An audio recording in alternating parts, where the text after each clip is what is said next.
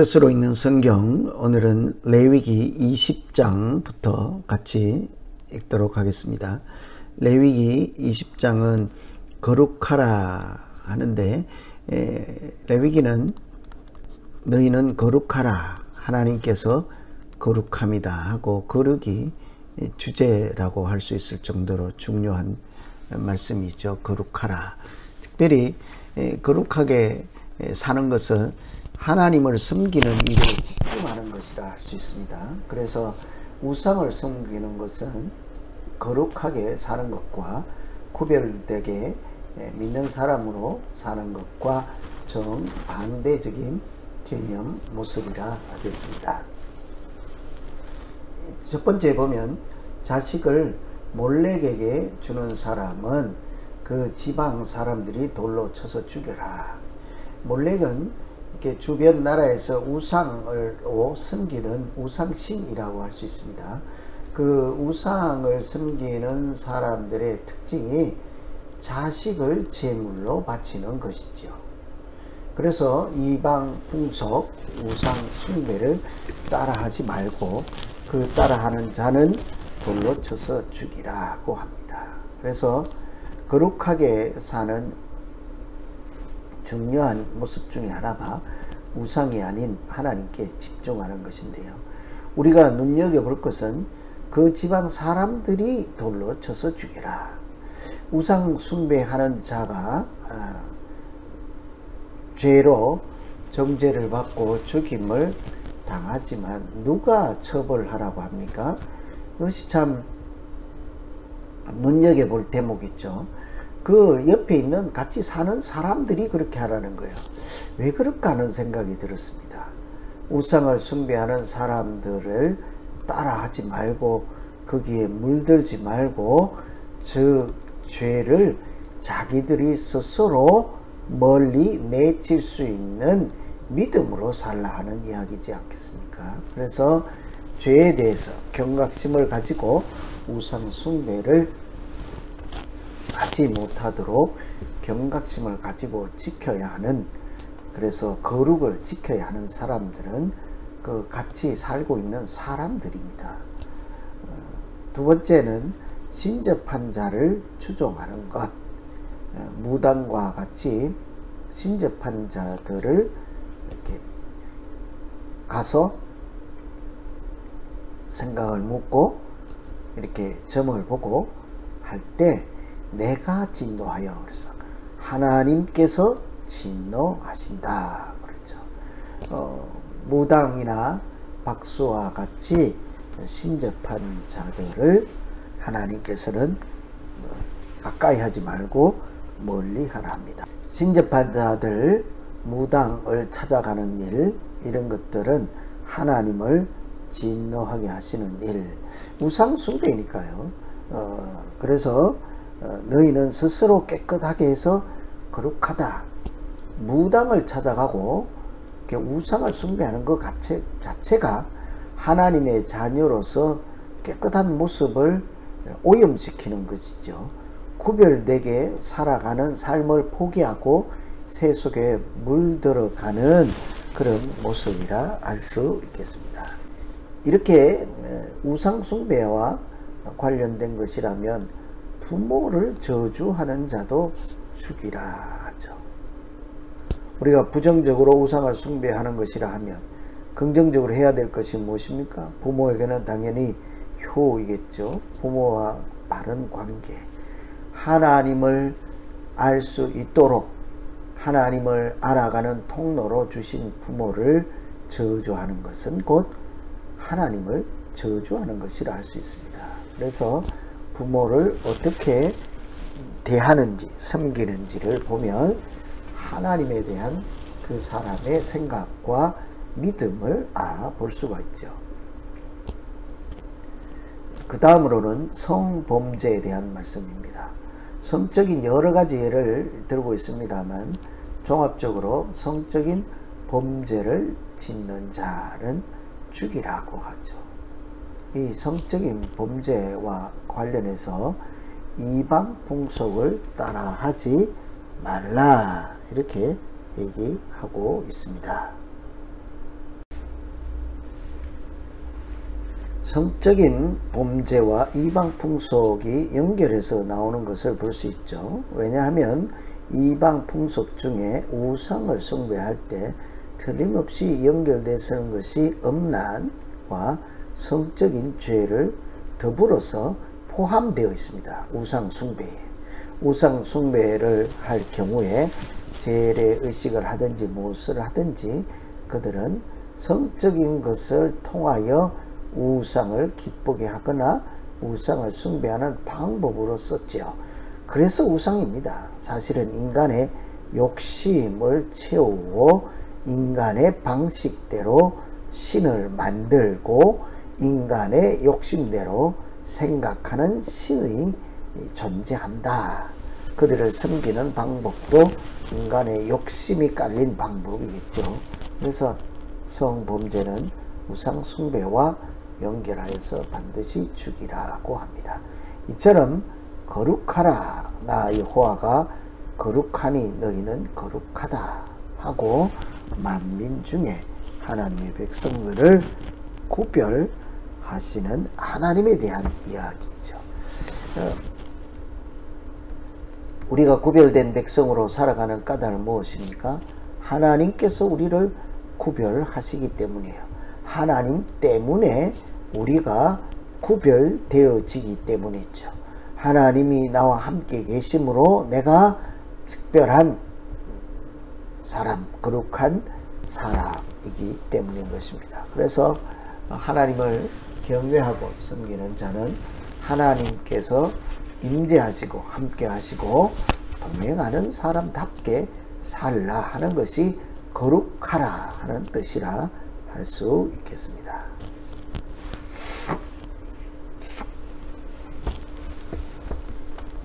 (21장) (22장은) 제사장과 관련된 일이죠. 제사장은 죽은 자로 더럽히지 말라. 자기 몸을 또 생각과 마음을 더럽히지 말라는 것이죠. 시체와 같이 이런 것을 접함으로 부정한 것을 접하여 더럽히지 말라. 몸이 부정하여서 더러운 사람, 깨끗하지 못한 사람은 하나님께 성물을 가까이 하지 못하라. 하나님께 드렸던 제물, 화목제물 같은 것도 함께 나누어 먹을 수가 없는 것이죠. 성물에 대해서 하나님을 섬기는 도구나 여러 가지에 대해서도 마찬가지죠. 결국은 부정한 사람은 하나님과 거리가 먼 사람입니다. 부정이 하나님과 멀리 있는 개념이죠. 정결, 거룩은 하나님과 가까이에 있는 개념이라 하겠습니다. 그래서 자기 스스로 몸이나 생각이나 마음에 그 정결함을 유지 못하고 거룩함을 유지 못하고 오히려 부정에 물들어 있으면 하나님과 멀리가 있을 때 그들은 예배나 또 성물이나 모든 것에 가까이 할 수 없는 것은 하나님께 나아갈 수 없기 때문이겠죠.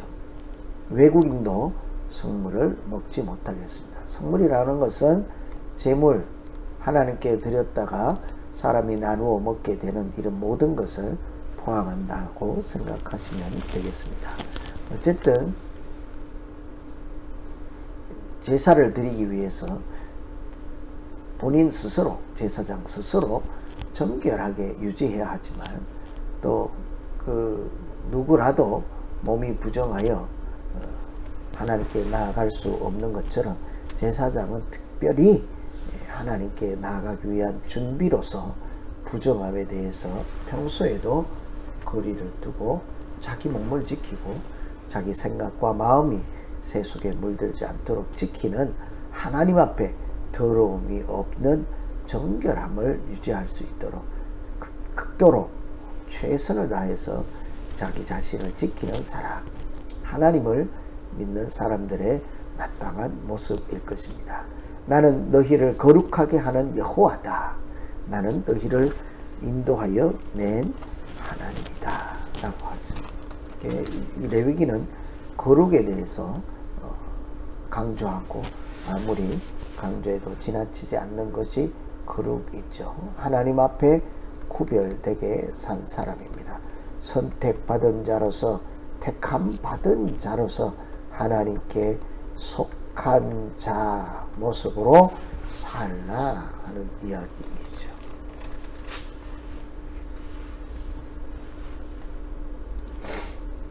23장은 절기에 대한 규정입니다. 절기 또한 거룩하게 살아가는 하나의 방법이죠. 이 절기를 통해서 또 한 가지는 예수 그리스도를 미리 보여주시는 그런 특별한 하나님의 방법이라 하겠습니다. 엿새 동안은 일을 하고 일곱째 날은 안식일이다. 이것이 하나님의 백성들이 살아가는 생활 원리이죠. 6일은 일하고 하루는 안식일을 지키라. 태초부터, 창조 때부터 하나님께서 우리에게 일하기를 바라시고 일을 주셨습니다. 그런데 일에 묻히지 말고 일의 노예가 아니라 하나님께 속한 하나님의 백성으로 살라, 이렇게 말씀하시죠. 그래서 일할 때가 있고 하나님께 예배드리며 구별된 날로 살아가는 또 다른 구별된 날이 있었습니다. 이 안식일은 단순히 우리가 하나님께 가까이 나아가서 예배드리고 이런 날도 되겠지만, 사람이 자기의 육신을 지키고 마음과 정신에 안식, 쉼을 주는 하나님의 은총의 방법인 것입니다. 이 원리가 얼마나 대단합니까? 사람이 일에 묻혀 일에 이렇게 노예로 살지 않고 여전히 하나님께 속한 사람으로서 하나님이 주신 일을 감당하고 하나님께서 주신 시간 안에 믿음으로 살아가는 것이 인간의 본연적인 모습인 것을 하나님께서 이 안식일을 통해서 우리에게 알게 하시고, 뿐만 아니라 다른 사람들에게도 하나님의 은총을 누릴 수 있는 기회를 주는 것이 이 살아가는 하나님이 우리에게 정해주신 생활 원리인 것입니다. 그러니 나는 쉬고 다른 사람은 일하라, 이런 케이스가 아니라 내가 쉬니까 너희도 다 쉬어라 하고, 이 사람들, 종, 노예 같은 사람들도 쉴 수 있는 기회, 안식할 수 있는 기회를 주는 것이라, 얼마나 하나님께서 사람을 사랑하시고 특별히 약자를 생각하시는 긍휼의 말씀인지를 금방 알 수 있겠죠. 첫 이삭을 요제로 드리라. 이런 것이 제사장들이 특별히 하나님께 예배 드리는 때 중요한 것이 첫 이삭을 하나님께 드리는 것이죠. 뿐만 아니라 77절, 나팔절, 속죄일, 초막절입니다. 초막절, 이런 모든 절기를 통해서 하나님의 백성들이 하나님을 기억하며 살아갈 수 있도록 시시때때로 하나님께서 우리의 걸음을 지키시는 일종의 거룩한 방법으로서 절기를 주셨습니다. 뿐만 아니라 이 절기 하나하나는 하나님께서 이 땅에 보내주실 하나님의 아들이신 예수 그리스도의 속성을 우리에게 보여주는 말씀이기도 하지요. 이런 절기를 통해서 우리가 또한 거룩하게 살아갈 수 있을 것입니다. 절기를 잘 지키는 것이 그래서 중요하다고 또 기억하시면 되겠습니다. 24장은 안식년이 25장인데 제목이 잘못되었네요. 제사장들이 해야 하는 일 중에 아침부터 저녁까지 아니라 저녁부터 아침까지죠. 한마디로 밤입니다. 항상 등잔불을 끊이지 않도록 켜놓고 유지하라, 관리하라. 제사장의 중요한 일 중에 하나가 등잔 관리입니다. 사실은 불 관리이죠. 하나님께서 밤에도 주무시지 않습니다. 살아계십니다 하는 것을 상징적으로 우리에게 보여주는 대목이지 않겠습니까? 불이 꺼질 때 그곳에 하나님의 임재를 알지 못하고 잊어버릴 수 있는 것처럼 이렇게 한 사람들이 하나님께 멀어지지 않도록 여호와의 불, 하나님의 임재와 하나님께서 살아계심을 늘 기억할 수 있도록 돕는 방법이죠. 그러니 등잔불 관리가 얼마나 중요하겠습니까? 뿐만 아니라 떡을 또 관리해야 하죠. 진설병이라고 하는 떡 12개를 지파별로 하나씩 대표로 6개씩 이렇게 쌓아 놓습니다. 이렇게 쌓아 놓고 두 뭉치로 쌓아 놓죠. 이렇게 매 6개씩 안식일마다 진설병을 이렇게 교체하는 것입니다. 헌 떡을 내리고 새 떡을 다시 올려놓는, 그래서 내려진 떡은 하나님께 드리신 제물이므로 제사장만 먹을 수 있도록 허용을 해 주었습니다.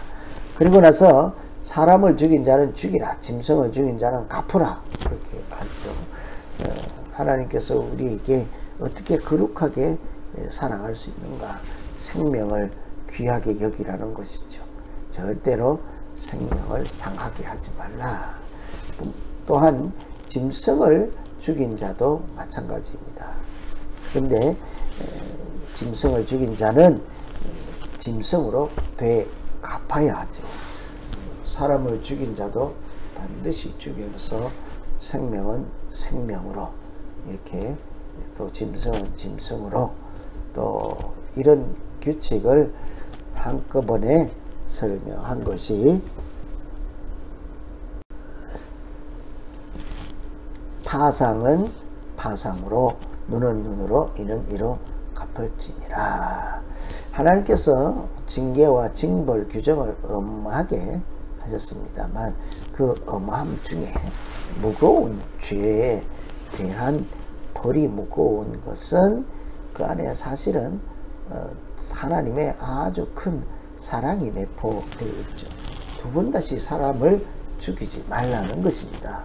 눈은 눈으로 하라는 것은 눈을 다쳤는데 다리까지 또는 팔까지 온 몸까지 그 사람을 죽여서 눈 하나 때문에 생명을 빼앗기고 사람을 죽이는 일이 없도록 하라 하는 것이죠. 오히려 이것은 갚으라가 아니라 오히려 사랑으로 품어라, 용서해라, 그리고 하나님의 사람으로 살아갈 수 있도록 도우라 하는 은혜의 방침 말씀이라 할 수 있겠습니다.